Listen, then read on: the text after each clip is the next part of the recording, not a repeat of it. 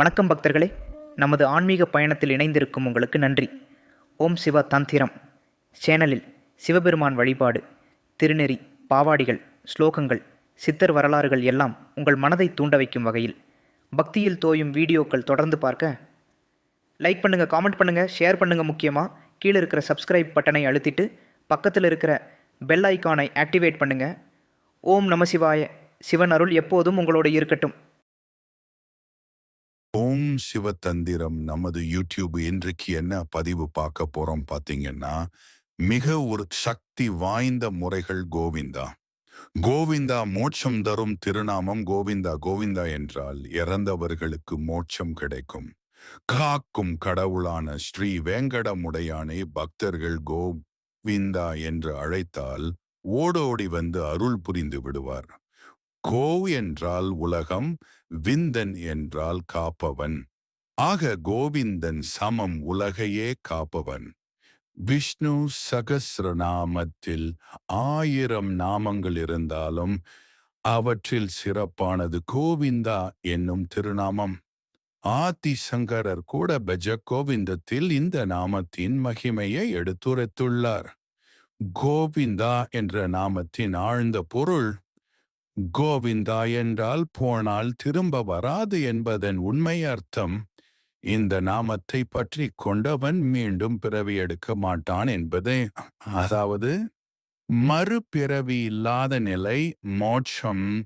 கோ சமம் பசு விந்தன் சமம் காப்பவன், பசுக்களை காக்கும் பெருமான். இந்த திருநாமம் சொல்லுவது பசுதானம் செய்த புண்ணியத்திற்கு சமம். திரளபதி உதாரணம். மகாபாரதத்தில் திரளபதி அவமானப்படுத்தப்பட்ட போது யாராலும் காப்பாற்ற முடியவில்லை. அவள் இருக்கைகளையும் உயர்த்தி கோவிந்தா கோவிந்தா என்று அழைத்தாள். அந்த நாமத்தின் சக்தியால் அவளது ஆடை முடிவில்லாமல் நீழ்ந்தது. இதுவே கோவிந்த நாமத்தின் மகிமை. வைணவ தலங்கள் எங்கும் கோவிந்தா கோவிந்தா என்ற முழக்கம் ஒலிக்கிறது. திருமலையில் எந்த நாமம் ஒலிக்கும் போது மனம் ஆனந்தத்தால் நிரம்பி விடுகிறது. ஒருவர் இறக்கும் நேரத்தில் அருகில் இருப்பவர்கள் கோவிந்தா கோவிந்தா என்று சொல்லுவது அவருக்கு செய்யும் மிக பெரிய ஆன்மீக உதவி.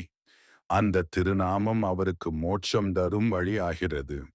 கோவிந்தா கோவிந்தா என்றால் போனால் திரும்ப வராது என்பது உண்மைதான். போன உயிருக்கு மறுபிறவி இல்லை, ஆனால் கொடுத்தது திரும்ப வராது என்னும் தவறான கருத்தை கொண்டிருக்கிறார்கள் மக்கள். கடவுளின் திருநாமத்தில் ஏமாற்றம் எப்படி அடைய முடியும்? உபோசரோப்பின் கர்த்தனின் திருநாமத்தை தவறான செயலுக்கு அர்த்தம் வருமாறு சொல்லலாமா? தயவு செய்து கோவிந்தா என்னும் திருநாமத்தை கிண்டல், கேலி, தவறான அர்த்தத்தில் பேச வேண்டாம். திருநாமத்தை இகழ்ந்து பேசுவது அபசாரம், பெரிய தவறு. ஆன்மீக ரீதியாக தீய விளைவுகளை தரும். பக்தியுடன் உச்சரித்தால் பாபம் நீங்கும், மோட்சம் கிடைக்கும். ஓம் நமோ நாராயணா ஓம். இது போன்ற ஆன்மீக பதிவு ஓம் சிவா தந்திரம் யூடியூப் சேனல் வழியாக பதிவு செய்யப்படும்.